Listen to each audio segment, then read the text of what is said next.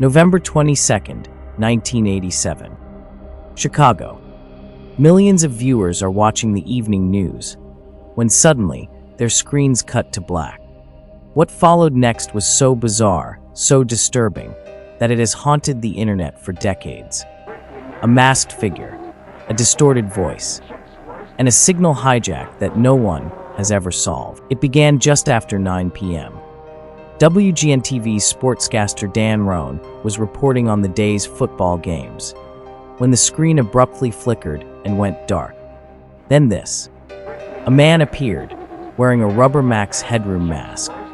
Behind him, a sheet of corrugated metal spinning. His voice, warped beyond recognition. It lasted 28 seconds. No one knew what they were looking at.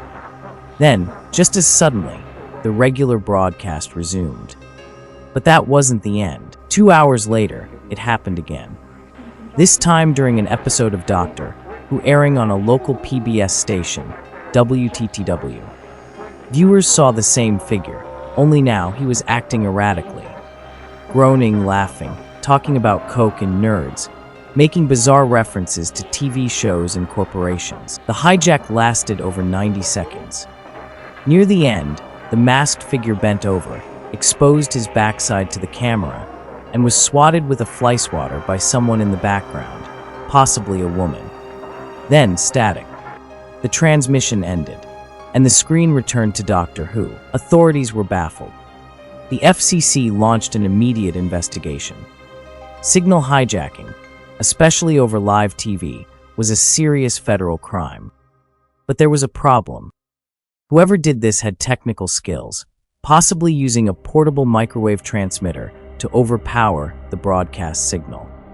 And they timed it perfectly, striking when no engineers were actively monitoring. Even stranger, no group ever claimed responsibility. No manifesto, no follow-up, nothing. In a city filled with tech experts, media companies, and federal investigators, the hijacker simply vanished. So, who was the masked man? Over the years, internet forums and Reddit sleuths have offered dozens of theories. Some believe it was a disgruntled TV employee. Others think it was a group of hackers testing the limits of analog technology. A few even claim it was performance art, a surreal, anti-corporate statement wrapped in absurdity. But no matter how deep you dig, one thing becomes clear. There is no definitive answer. The figure's identity remains a ghost, hiding behind a plastic mask and a wall of static. So why does this moment, just 90 seconds of weirdness, still haunt people nearly 40 years later? Because it shattered the illusion. The illusion that TV was safe, controlled, invulnerable. Suddenly, your favorite shows, your evening news, could be hijacked. By anyone. In a pre-internet world, that idea was terrifying.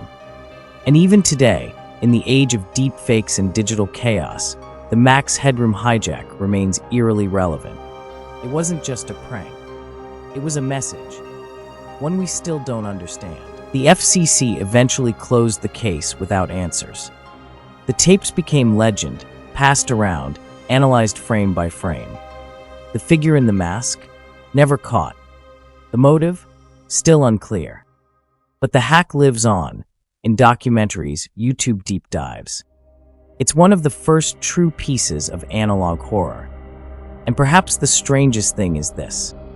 If the hijacker had done it today, in the age of IP tracking and metadata, he'd probably be behind bars. But in 1987, he got away clean.